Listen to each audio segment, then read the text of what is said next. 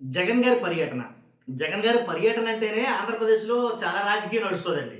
జగన్ గారి పర్యటన స్టార్ట్ అవుతుంది అనంటేనే ఎక్కడ లేని రాజకీయం ఆంధ్రప్రదేశ్‌లో నడుస్తది. ఎందుకంటానంటే కొత్తగా ఒక మాటైతే తీసుకొచ్చారు. ఏంటంటే జగన్ గారు పర్యటించడానికే ఇలాంటివన్నీ క్రియేట్ చేసుకుంటాడు.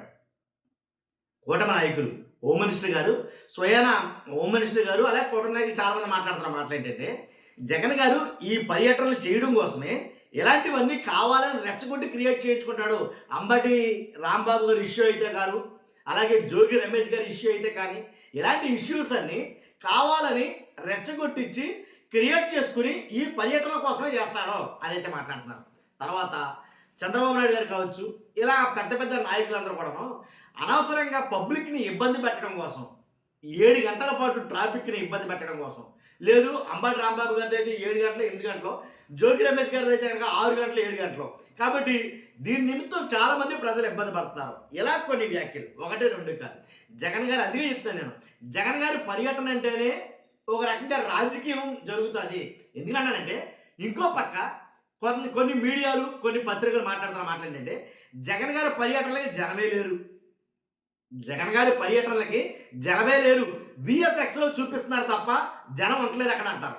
మళ్ళా వాళ్ళే ఏం రాస్తారా అంటే గనక జగన్ గారు ఏదైతే తాడేపల్లి నుంచి అంబటి నివాసాన్ని చేరుకోవడానికి 7, 8 గంటలు పట్టిందంటారు. మళ్ళా వాళ్ళే రాస్తారు. జోగి రమేష్ గారి ఇంటికి చేరుకోవడానికి తాడేపల్లి నుంచి ఇబ్రహీంపట్నం చేరుకోవడానికి జగన్ గారికి 6 గంటలు పట్టిందంటారు. స్వయంగా ముఖ్యమంత్రి గారే చెప్తారు. అలాగే ఈ పచ్చపత్రికలు, అలాగే కొన్ని ఛానల్స్ అయితే కనుక రాస్తున్నాయి. కానీ నిజాలు రాయాలి కదండి, నిజాలు మాట్లాడాలి కదా. రాజకీయం అదే అన్నా నేను. జగన్ గారి పర్యటన అంటేనే పెద్ద రాజకీయం, పెద్ద రచ్చలు ఎగుస్తుందని చెప్తాను నేను.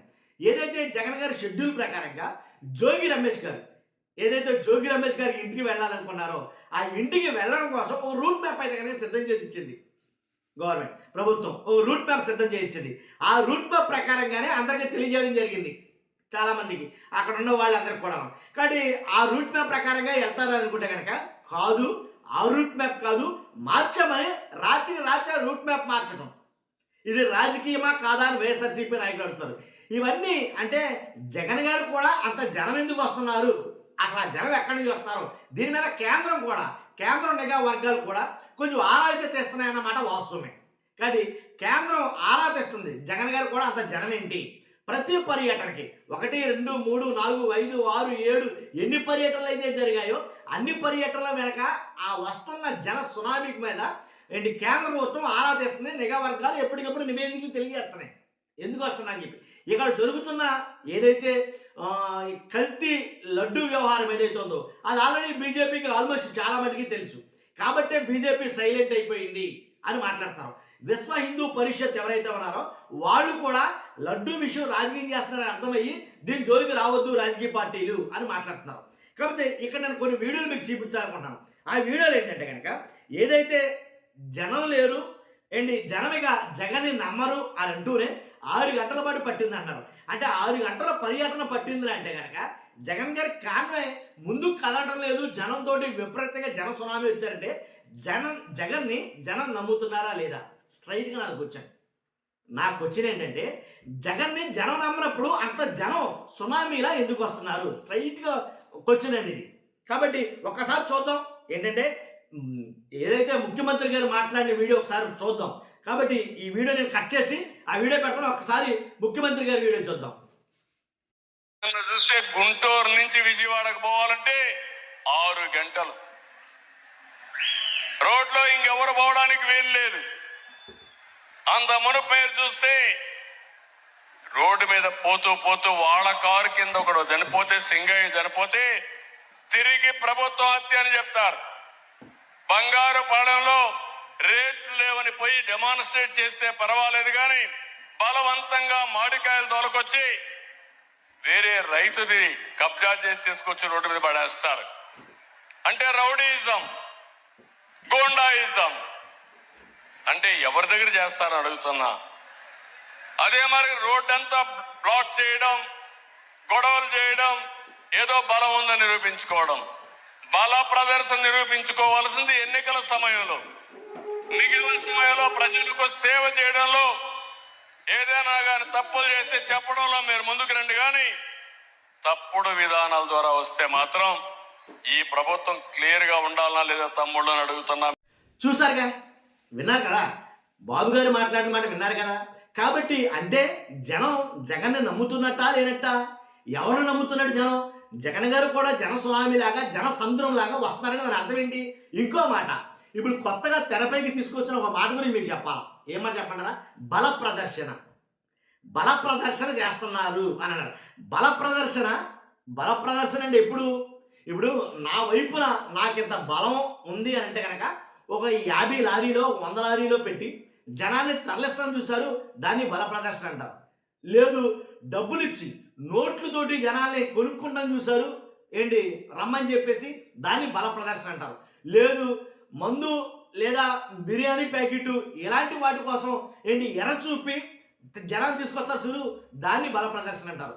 లేదా అంగన్వాడీ వాళ్ళని కానీ అధికారులు కానీ భయభ్రాంతులకు గురి చేసి మీరు వస్తే మీరుంటారు, మీ పథకాలు మీకు వర్తిస్తాయి, లేకపోతే ఈ పథకాలు మీకు వర్తించవు, మీరు రాకపోతే మీ పథకాలు వర్తించవు, మీకు లోన్లు ఉండవు అని భయపెట్టి జనాలు తీసుకెళ్తారు చూశారు, దాన్ని బల ప్రదర్శన అంటారు.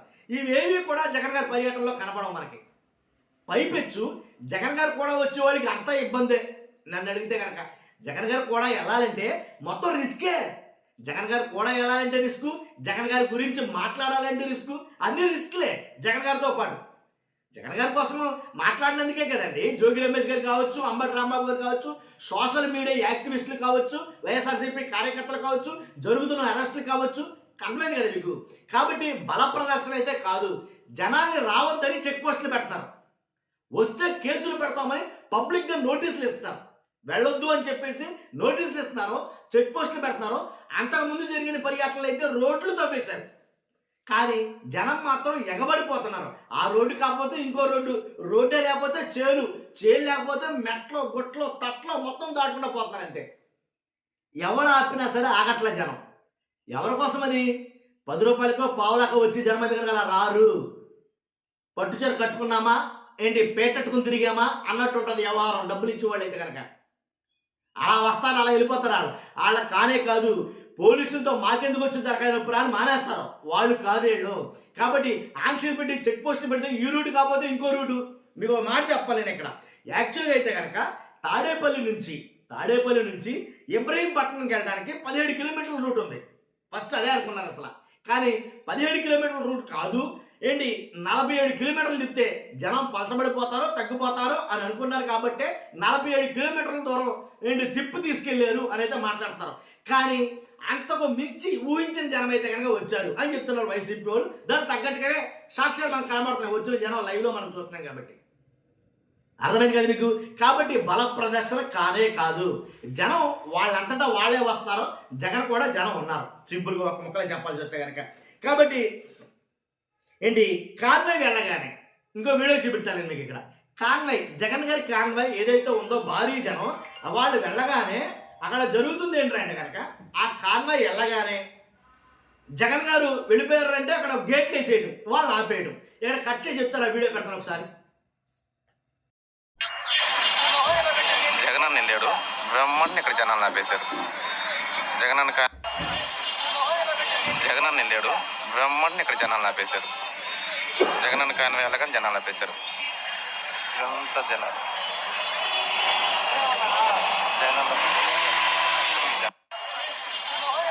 జగన్ అన్న వెళ్ళాడు, వెమ్మని ఇక్కడ జనాలను ఆపేశారు. జగన్ అన్న కాని వెళ్ళగానే జనాలు ఆపేశారు. ఇదంతా జనాలు జనాలు ఆపేశారు. చెక్ పోస్ట్ ఫస్ట్ భరతమాత బొమ్మ దగ్గరే చెక్ పోస్ట్ పెట్టేసిన పోలీసులు. చూసారుగా, ఇప్పుడు మనం మాట్లాడుకున్న మాట ఏంటి, జగన్ గారు వెళ్ళిపోయిన తర్వాత గేట్ వేసి ఆపేశారు. వెనకాల చాలా మంది ఆగిపోయారు వాస్తవంగా అయితే కనుక. దాంట్లో జగన్ గారు కాన్వాయ్తో పాటు వెళ్ళాల్సిన వాళ్ళు చాలా మంది ఉండిపోతారు. అది వైసీపీ అని చెప్తున్న మాట. అర్థమైంది కదా మీకు. చాలా మంది ఉండిపోతున్నారు, వాళ్ళు కూడా వెళ్ళాలి అని అంటే కనుక గేట్లు తీసుకెళ్తారు కదా. వాళ్ళు ఆపేయడం ఉద్దేశం ఏంటంటే జగన్ గారు కూడా జనం ఉండకూడదని. కానీ వీళ్ళకి ఆపేసినా సరే ఆయనతో పాటు కలిసిన జనం కోకొల్లలు, దాంట్లో ఎలాంటి డౌట్ లేదు. బీభత్సంగా జన సునామీ అయితే కనుక క్రియేట్ అయింది. అసలు ఆ జనం ఎస్కైతే రాలంత మంది జనం అయితే వచ్చారు. కాబట్టి ఏది ఏమైనా వీటన్నిటిని నిశ్చితంగా పరిశీలిస్తుంది కేంద్రం అని అనడంలో ఎలాంటి సందేహం లేదు. కాబట్టి కేంద్రం ఆరా తీస్తుంది జగన్ గారికి కూడా అంతమంది జనం ఎందుకు వస్తున్నారని. అది నేను చెప్పాలనుకుంది. చూస్తున్నా మీరు అందరూ కూడా మీ అభిప్రాయం కామెంట్ రూపంలో తెలియజేయండి. ఫస్ట్ అయితే లైక్ చేయండి. Thank you very much.